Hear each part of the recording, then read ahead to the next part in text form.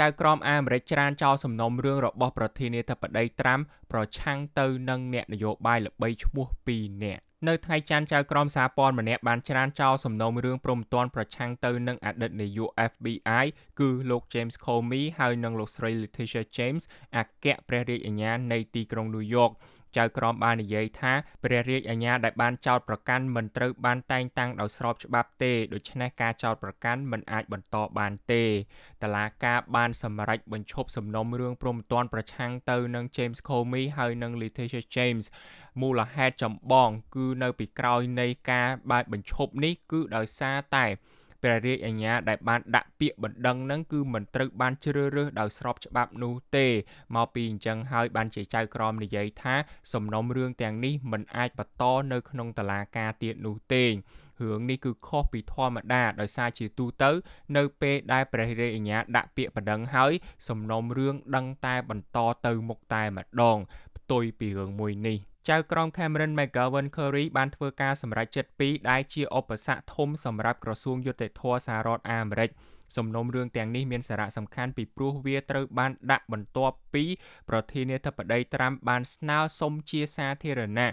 ដល់អគ្គព្រះរាជអាជ្ញា Pam Bondi ឲ្យចាត់វិធានការប្រឆាំងទៅនឹងអ្នករិះគន់របស់គាត់ជាច្រើនអ្នករួមទាំងលោក Comey ហើយនិងលោកស្រី James ផងដែរទាំងលោក Comey និងលោកស្រី James បាននិយាយថាការចោទប្រកាន់ទាំងនេះគឺជាការសងសឹកផ្នែកនយោបាយមិនមែនយុត្តិធម៌នោះទេការសម្រេចចិត្តរបស់ចៅក្រមគឺជាបញ្ហាធំមួយសម្រាប់ក្រសួងយុត្តិធម៌ដោយសារតែសំណុំរឿងពីរនេះកំពុងតែលេចធ្លោខ្លាំងរឿងនេះគឺជាប់ពាក់ព័ន្ធជាមួយនឹងប្រធានាធិបតីត្រាំដោយគាត់បានប្រាប់ជាសាធារណៈទៅដល់អគ្គព្រះរាជអាជ្ញាឲ្យចាត់វិធានការតាមផ្លូវច្បាប់ប្រឆាំងទៅនឹងអ្នកដែលគាត់រិះគន់ឬក៏អ្នកដែលគាត់អត់ចូលចិត្តក្នុងនឹងក៏មាន Comey ហើយនិង James ផងដែរពួកគេបាននិយាយថាការចោទប្រកាន់ទាំងនេះគឺអយុត្តិធម៌អត់ស្មោះត្រង់នោះទេវាគឺជាការសងសឹករបស់ត្រាំទៅវិញនោះទេក៏មានន័យថាសំណុំរឿងនេះគឺមិនមែនគ្រាន់តែតាក់ទងទៅនឹងច្បាប់ឬក៏ផុសតាងអីនោះទេវាគឺជាហេតុផលនយោបាយអញ្ចឹងហើយបានជាចៅក្រមនឹងអត់អាចឲ្យរឿងនយោបាយនេះជះឥទ្ធិពលទៅលើការសម្រេចចិត្តថាតើណាគេគួរតែត្រូវបានកាត់ទោសឬក៏អត់នោះទេពួកគេក៏បានអះអាងផងដែរថា Lindsey Houlagan ដែលជាអ្នកដែលលោកត្រាំបានជ្រើសរើសឲ្យធ្វើជាមេធាវីអាមេរិកបណ្ដោះអាសន្ននៅភាគខាងកើតរដ្ឋ Virginia ត្រូវបានតែងតាំងខុស Houlagan ធ្លាប់ជាមេធាវីផ្ទាល់ខ្លួនរបស់ត្រាំហើយមិនដែលធ្វើជាព្រះរាជអាជ្ញាពីមុនមកនោះទេចៅក្រម Curry បានយល់ស្របថាការតែងតាំងនេះគឺធ្វើផ្ទុយពីដំណើរការផ្លូវច្បាប់ធម្មតាជាទូទៅអ្នកដែលធ្វើជាមេធាវីអាមេរិកឬស្គាល់ថាជា US Attorney ត្រូវបានឆ្លងកាត់ការបញ្ជាក់ពីព្រឹទ្ធសភាឬចៅក្រមនៅក្នុងស្រុកនោះត្រូវតែអនុម័តការតែងតាំងបន្ទាប់ពីរយៈពេលជាក់លាក់ណាមួយតែរដ្ឋាភិបាលមិនបានអនុវត្តតាមច្បាប់ទាំងនេះនោះទេ Comey ហើយនិង James ក៏បាននិយាយផងដែរថាLindsey Houlagan នេះធ្វើជាព្រះរាជអាជ្ញាអត់ស្របច្បាប់នោះទេមកពីត្រាំបានជ្រើសរើស Houlagan ធ្វើជាមេធាវីអាមេរិកបណ្ដោះអាសន្នហើយ Houlagan នឹងក៏ធ្លាប់ធ្វើជាមេធាវីផ្ទាល់ខ្លួនរបស់ត្រាំទៅទៀតគឺគាត់នឹងអត់មានបទពិសោធន៍ជាព្រះរាជអាជ្ញារដ្ឋាភិបាលពីមុនមកនោះទេចៅក្រមបានយល់ស្របថាវាគឺពិតជាបញ្ហាពិតមែនដើម្បីក្លាយទៅជាមេធាវីអាមេរិកឬក៏ US Attorney បានត្រូវតែទទួលស្គាល់ឬក៏យល់ព្រមពីព្រឹទ្ធសភាហើយបើវាជាមុខតំណែងបណ្ដោះអាសន្នចៅក្រមនៅក្នុងតំបន់នោះក៏ត្រូវតែយល់ព្រមជាមុនសិនដែរច្បាប់នេះគឺដើម្បីធានាថាព្រះរាជអាជ្ញាមានសមត្ថភាពពិតប្រាកដហើយនឹងដំណើរការកាត់ក្តីនឹងមានភាពយុត្តិធម៌បើរំលងជំហានទាំងអស់នឹងរដ្ឋាភិបាលបានបំពានច្បាប់ហើយក្រសួងយុត្តិធម៌បានព្យាយាមដោះស្រាយបញ្ហាដោយឲ្យរដ្ឋមន្ត្រីក្រសួងយុត្តិធម៌លោកស្រី Pam Bondi អនុម័តការចោទប្រកាន់ជាច្រើនសប្តាហ៍បន្ទាប់ពីពួកគេត្រូវបានដាក់ពាក្យប៉ុន្តែចៅក្រមបាននិយាយថាការធ្វើបែបនេះមិនអាចដោះស្រាយបញ្ហាបានទេលោកស្រីបានពន្យល់ថាការអនុញ្ញាតឲ្យមានរឿងនេះមានន័យថារដ្ឋាភិបាលអាចបញ្ជូននរណាក៏ដោយសូម្បីតែអ្នកដែលគ្មានការបណ្ដុះបណ្ដាលផ្នែកច្បាប់អាចចូលក្នុងអគ្គវិនិច្ឆ័យឬក៏ Grand Jury ដើម្បីទទួលបានការចោទប្រកាន់ដរាបណារដ្ឋមន្ត្រីក្រសួងយុត្តិធម៌អនុវត្តនៅពេលក្រោយលោកស្រីបាននិយាយថារឿងនេះគឺមិនអាចទទួលយកបានទេហើយខុសច្បាប់ បន្ទាប់ពីបញ្ហាត្រូវបានមើលឃើញត្រូវបានរកឃើញហើយក្រសួងយុតិធម៌បានព្យាយាមបកស្រាយដោយលើកឡើងថាអគ្គព្រះរាជអាជ្ញា Phamondai នឹងអាចអនុម័តការចោទប្រកាន់បន្ទាប់ពីការដាក់ពាក្យបណ្ដឹងតែចៅក្រមថារឿងនេះគឺអត់អាចដោះស្រាយបញ្ហាតតែសោះគាត់ថាបើអនុញ្ញាតឲ្យរឿងនេះកើតឡើងមែនវាមានន័យថារដ្ឋាភិបាលអាចជ្រើសរើសនរណាគេក៏បានដែរសូម្បីតែអ្នកដែលអត់មានបទពិសោធន៍នឹងនៅក្នុងការចោទប្រកាន់នរណាម្នាក់ពីបទល្មើសអីគេមួយ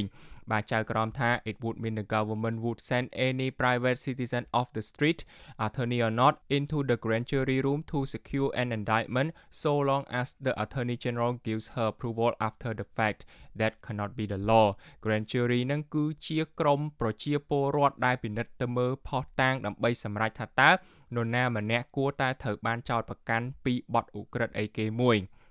ពួកគេនឹងគឺអត់អាចសម្រេចចិត្តថាតើម្នាក់នោះគឺមានកំហុសឬក៏អត់នោះទេពួកគេនឹងគ្រាន់តែពិនិត្យទៅមើលភស្តុតាងគ្រប់គ្រាន់ដើម្បីនាំយកសំណុំរឿងទៅកាត់ក្តីបានដែរឬក៏អត់អញ្ចឹងហើយវាអយុត្តិធម៌និងបំពានច្បាប់បាត់ទុកឲ្យរឿងនេះកើតឡើងវាអាចបង្កបញ្ហាកាន់តែធំឡើងនៅក្នុងប្រព័ន្ធច្បាប់របស់អាមេរិកសេតាវិមានបាននិយាយថាខ្លួនបដិសេធជាមួយនឹងការសម្រេចរបស់ចៅក្រមហើយមានគម្រោងប្តឹងឧទ្ធរណ៍អ្នកនាំពាក្យម្នាក់បាននិយាយថាចៅក្រមបានប្រើអំណះអំណាងផ្នែកច្បាប់ខុសពីធម្មតាដើម្បីការពារលោក Comey និងលោកស្រី Letitia James ហើយបានទទូចថា Hooligan មានលក្ខណៈសម្បត្តិគ្រប់គ្រាន់និងត្រូវបានតែងតាំងត្រឹមត្រូវ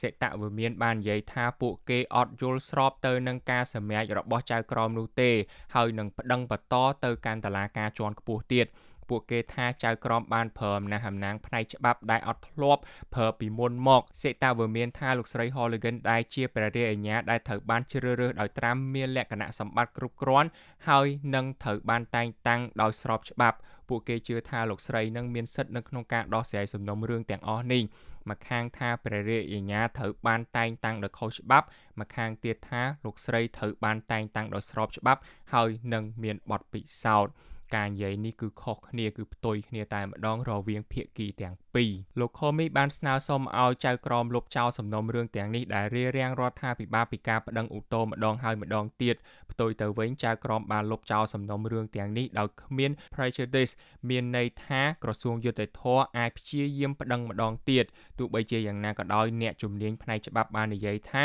ការចោទប្រកាន់ថ្មីប្រឆាំង Comey នឹងមានការលំបាកពីព្រោះពេលកំណត់រយៈពេល5ឆ្នាំសម្រាប់បទឧក្រិដ្ឋដែលត្រូវបានចោទប្រកាន់ដោយកុហកសភាបានផុតកំណត់បាត់ទៅហើយ Comey ចង់ឲ្យតុលាការបញ្ឈប់ឬក៏បញ្ចប់នៅសំណុំរឿងមួយនេះជារៀងរហូតដើម្បីកុំឲ្យរដ្ឋាភិបាលអាចចោទប្រកាន់ដដែលហើយម្ដងទៀតអ្នកដែលជំនាញផ្នែកច្បាប់បាននិយាយថាវានឹងពិបាកនៅក្នុងការធ្វើបែបនេះទៅលើ Comey ព្រោះអីច្បាប់កំណត់រយៈពេល5ឆ្នាំសម្រាប់ឧក្រិដ្ឋកម្មដូចជាការកុហកសភាបើសិនបើរយៈពេលកំណត់នឹងបានផុតបាត់ទៅហើយព្រះរាជអាជ្ញាជាធម្មតាអត់អាចនាំយកសំណុំរឿងនេះមកវិញបាននោះទេកាលពីឆ្នាំ2020គាត់ធ្លាប់ត្រូវបានគេចោទប្រកាន់ពីបទកុហកពីការបែកធ្លាយហើយនិងសកម្មភាពរបស់ FBI នៅក្នុងអំឡុងពេលសវនាការសភាស្ថានភាពនេះក៏ត្រូវបានលើកឡើងនៅសំណួរអំពីរបៀបដែលត្រាំតែងតាំងព្រះរាជអាជ្ញាដោយមិនអនុវត្តតាមនីតិវិធីផ្លូវច្បាប់នៅក្នុងរដ្ឋដូចជារដ្ឋ New Jersey, Nevada ហើយនិង California តុលាការបានសម្រេចប្រឆាំងទៅនឹងការតែងតាំងស្រដៀងគ្នានេះរួចហើយកាលពីមុនត្រាំតែងតាំងអ្នកដែលធ្វើការផ្លៃច្បាប់នឹងដោយអត់ធ្វើតាមច្បាប់ដែលធ្លាប់មានស្រាប់នោះទេរដ្ឋមួយចំនួនបាននិយាយថាការតែងតាំងអញ្ចឹងគឺខុសពីច្បាប់ហើយលោក Comey ដែលត្រូវបានចោទប្រកាន់ពីបទកុហកនៅក្នុងអំឡុងសវនាការសភាឆ្នាំ2020លោកស្រី Letitia James ត្រូវបានចោទប្រកាន់ពីបទផ្ដាល់ព័ត៌មានមិនពិតដើម្បីទទួលបានលក្ខខណ្ឌប្រាក់កម្ចីកាន់តែប្រសើរសម្រាប់ផ្ទះមួយនៅក្នុងរដ្ឋ Virginia អ្នកទាំងពីរបានបដិសេធការចោទប្រកាន់នេះហើយបានសារភាពមិនបានប្រព្រឹត្តបទល្មើសនោះទេបន្ទាប់ពីការសម្រេចនេះលោក Comey បាននិយាយថាការចោទប្រកាន់នេះគឺបណ្ដាលមកពីការព្យាបាទហើយនិងភាពអសមត្ថភាពនិងលើកឡើងថាក្រសួងយុតិធម៌បានស្ថិតក្រោមការដឹកនាំរបស់លោកត្រាំហើយលោកស្រី Letitia James សប្បាយចិត្តចំពោះការសម្រេចនេះហើយលោកស្រីនឹងបន្តតស៊ូដើម្បីប្រជាជនដែលលោកស្រីកំពុងតែបម្រើLetitia James គាត់ពេញចិត្តទៅនឹងការសម្រេចចិត្តរបស់ចៅក្រម គាត់ក៏នឹងបន្តធ្វើការបម្រើប្រជាជននៅក្នុងទីក្រុងញូវយ៉កនឹងទៀតអញ្ចឹងសរុបមកចៅក្រមសហព័ន្ធម្នាក់បានច្រានចោលសំណុំរឿងព្រហ្មទណ្ឌប្រឆាំងទៅនឹងអតីតនាយក FBI គឺលោក James Comey និងអគ្គព្រះរាជអាជ្ញានៃទីក្រុងញូវយ៉កគឺលោកស្រី Letitia James ដោយសម្រេចថាព្រះរាជអាជ្ញា Lindsay Hourigan ដែលតែងតាំងដោយប្រធានាធិបតីត្រាំគឺខុសច្បាប់ Hourigan ធ្លាប់ធ្វើជាអតីតមេធាវីផ្ទាល់ខ្លួនរបស់ត្រាំក្រសួងយុតិធធម៌មានគម្រោងប្តឹងឧទ្ធរណ៍តែអ្នកជំនាញផ្នែកច្បាប់បាននិយាយថាការបន្តប្តឹងទៅលើ Comey នឹងមានការលំបាកដោយសារតែការចោទប្រកាន់ពីការនិយាយកុហកពីការបែកធ្លាយកាលពីឆ្នាំ2020បានផុតកំណត់បាត់ទៅហើយក្រសួងយុតិធធម៌អត់អាចយករឿងមួយនេះមកប្តឹងម្ដងទៀតបាននោះទេអញ្ចឹងព័ត៌មានថ្ងៃនេះគឺមានប៉ុណ្ណឹងហើយបងប្អូនយើងចាំជួបគ្នានៅវីដេអូបន្ទាប់